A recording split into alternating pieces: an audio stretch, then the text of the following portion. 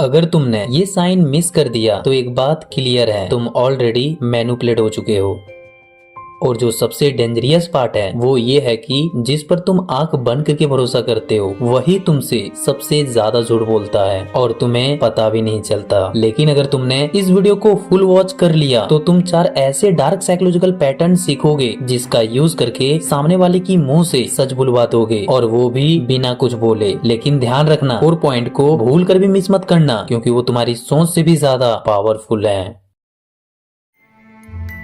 जब हम झूठ बोलते हैं तो हमें लगता है कि झूठ बोल देना बस एक लाइन बोल देना होता है, लेकिन सच ये नहीं है। झूठ बोलना एक सेंटेंस नहीं होता, एक मेंटल प्रोसेस होता है, और इसी प्रोसेस में बंदा खुद ही फंस जाता है। जब कोई झूठ बोलता है तो उसका दिमाग एक साथ 3 जगह बिजी होता है। पहला, वो असली सच को पकड़ कर रखता है, क्योंकि बिना सच के झूठ बनाना नामुमकिन है। दूसरा हिस्सा एक नया वर्जन क्रिएट करता है ताकि तुम्हें यकीन दिला सके, और तीसरा हिस्सा तुम्हें कंटिन्यूअसली ऑब्जर्व करता है, तुम्हारा फेस, तुम्हारी आंखें, तुम्हारा रिएक्शन। क्योंकि असली टेंशन ये नहीं होती कि झूठ क्या बोलना है, असली टेंशन ये होती है कि सामने वाला यकीन कर रहा है या नहीं। इसी वजह से झूठ बोलने वाला अपनी बातों से ज्यादा तुम पर फोकस करता है। वो आंसर देते वक्त तुम्हारी आंखें स्कैन करेगा, छोटे छोटे अप्रूवल सिग्नल ढूंढेगा, कभी कभी थोड़ा पॉज लेगा, जैसे दिमाग अंदर ही अंदर कैलकुलेशन कर रहा हो। ये पॉज कॉन्फिडेंट का नहीं होता, ये प्रोसेसिंग का होता है। पर सच बोलने वाला ऐसा नहीं होता, उसके दिमाग पर कोई लाउट नहीं होता, वो बोलता है और आगे बढ़ जाता। उसे ये चेक करने की जरूरत नहीं होती कि तुम इम्प्रेस हुए या नहीं, क्योंकि सच को सपोर्ट नहीं चाहिए।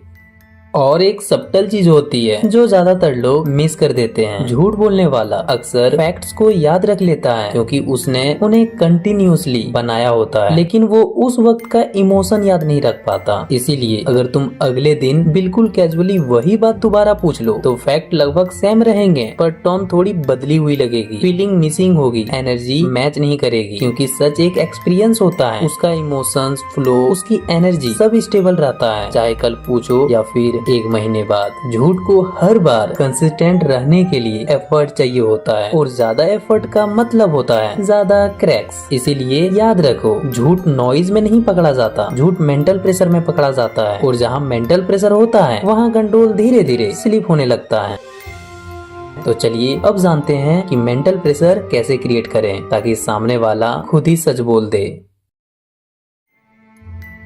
तुम किसी से कैजुअल बात कर रहे हो, नॉर्मल वाइब है, टेंशन बिल्कुल भी नहीं, तुम बस कैजुअली पूछते हो कल क्या कर रहे थे, वो बिना सोचे सिंपल रिप्लाई देता है घर पे था। अब यहीं पे अक्सर लोग गलती कर देते हैं, या तो वो तुरंत रिएक्ट कर देते हैं या फिर अपना फेस पे डाउट दिखा देते हैं। पर तुम्हें ऐसा नहीं करना है, तुम्हें बस 3 से 4 सेकंड के लिए चुप हो जाना है, तुम्हें बस ऑब्जर्व करना है। ये साइलेंस बिल्कुल नॉर्मल लगता है, पर साइकोलॉजी में ये साइलेंस झूठ बोलने वालों के लिए भारी होता है, क्योंकि सच बोलने वाला स्टेबल रहता है, उसके वर्ड्स, उसकी एनर्जी, उसका फ्लो नेचुरल रहता है। उसके लिए साइलेंस सिर्फ एक मोमेंट होता है जिसको हैंडल करना इजी है, क्योंकि उसके पास कोई एक्स्ट्रा इन्फॉर्मेशन नहीं होता। लेकिन झूठ बोलने वाले के दिमाग में इस साइलेंस से थॉट घूमने लगता है, ये चुप क्यों है, ये सोच क्या रहा है, और इसी टेंशन में वो खुद को संभाल नहीं पाता। वो रुकता है, फिर बोलता है, मतलब थोड़ा बाहर भी गया था। यहाँ ध्यान देने वाली बात ये है कि तुमने कुछ फोर्स नहीं किया, तुमने सिर्फ स्पेस दिया, और वही झूठ अपने आप एक्सपोज हो गया। उसके दिमाग को साइलेंस और प्रेशर हैंडल करना पड़ा और वो फेल हो गया। मतलब प्रेशर क्रिएट करना तुम्हारा काम नहीं है, तुम बस ऑब्जर्व करते हो और झूठ अपने आप बाहर आ जाता है।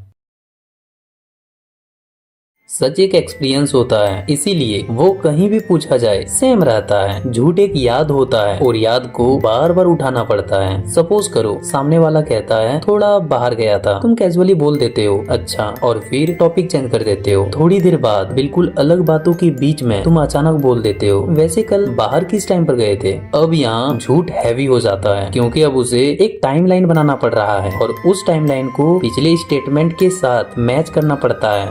सच बोलने वाला नेचुरली अपनी स्टोरी में ऑर्डर मेंटेन रखता है, टाइम, जगह और सीक्वेंस बिल्कुल स्मूथ रखता है। लेकिन झूठ बोलने वाला या तो रुकता है या फिर कहता है मुझे एग्जैक्ट याद नहीं।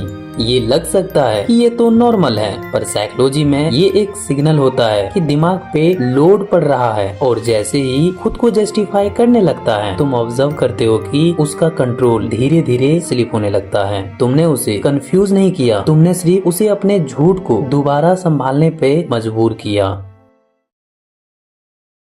ज्यादातर लोग ये सोचते हैं कि अगर सच निकलवाना है तो सामने वालों को कॉर्नर करना पड़ेगा, प्रेशर डालना पड़ेगा, पर रियलिटी बिल्कुल उल्टा काम करती है। जब तुम प्रेशर डालते हो, सामने वाला डिफेंस मोड में चला जाता है और डिफेंस मोड में उनका झूठ और स्ट्रांग हो जाता है। इसीलिए जब सामने वाला बोले कि मुझे एक्स्ट्रा याद नहीं, तब तुम्हें कामली बोलना होगा, हाँ वैसे भी आजकल लोग सब कुछ थोड़ी ना शेयर करते हैं, ये तो नॉर्मल है। अब इस लाइन का इफेक्ट समझना जरूरी है। सच बोलने वाला इस बात को सुन के रिलैक्स हो जाता है, क्योंकि उसे कुछ प्रूव करने की जरूरत नहीं पड़ती। उसके लिए ये बस एक नॉर्मल स्टेटमेंट है। लेकिन झूठ बोलने वाले के लिए ये लाइन कंफर्ट नहीं होती, ये एक साइलेंट चैलेंज होता है। उसके दिमाग में एक थॉट ट्रिगर होती है और वो सोचता है कहीं ये मुझ पे शक तो नहीं कर रहा, और यहीं से ईगो एक्टिव हो जाती है। वो अपनी इमेज को प्रोटेक्ट करना चाहता है, वो खुद को क्लियर दिखाना चाहता है, इसीलिए वो बिना बोले रह नहीं पाता। अब ध्यान देना, जैसे जैसे वो बोलता जाता है, डिटेल्स बढ़ती जाती है। वो चीजें भी एक्सप्लेन करता है जो तुमने कभी पूछी ही नहीं, क्योंकि सच सिंपल होता है, पर झूठ को सच में बदलने के लिए एक्स्ट्रा एफर्ट लगाना पड़ता है, और एक्स्ट्रा एफर्ट का मतलब होता है क्रैक्स।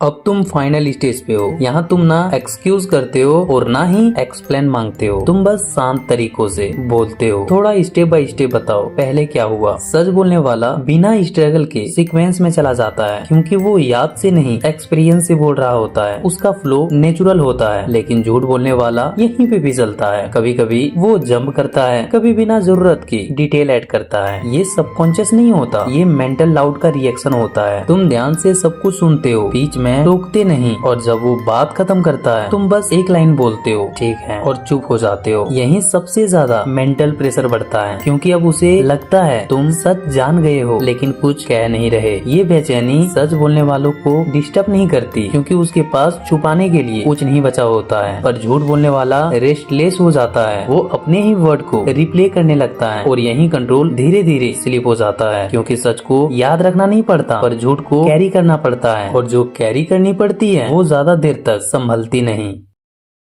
आखिर में एक बात समझ लो, तुम्हारा काम किसी को कॉर्नर करना नहीं है, तुम्हारा काम सिर्फ ऑब्जर्व करना है। क्योंकि जो सच बोल रहा होता है वो खुद को प्रूफ करने की कोशिश नहीं करता, उसे एक्सप्लेन करने की जरूरत नहीं होती। वो जहाँ खड़ा होता है वहीं स्टेबल रहता है। लेकिन जो झूठ बोल रहा होता है उसकी पूरी एनर्जी एक ही जगह जा रही होती है, कंट्रोल मेंटेन करने में। कब क्या बोलना था, कैसे बोला था, किस टोन में बोला था, ये सब संभालना पड़ता है। और जैसे जैसे कन्वर्सेशन आगे बढ़ती है, ये प्रेशर धीरे धीरे उसके दिमाग को थका देती है। इसीलिए याद रखो, सच को तुम नहीं निकालते, सच खुद बाहर आ जाता है। तुम बस इतना करो कि उसे छुपाने का मौका मत दो, क्योंकि झूठ जितना ज्यादा टाइम तक कैरी होता है उतना ही भारी होता जाता है।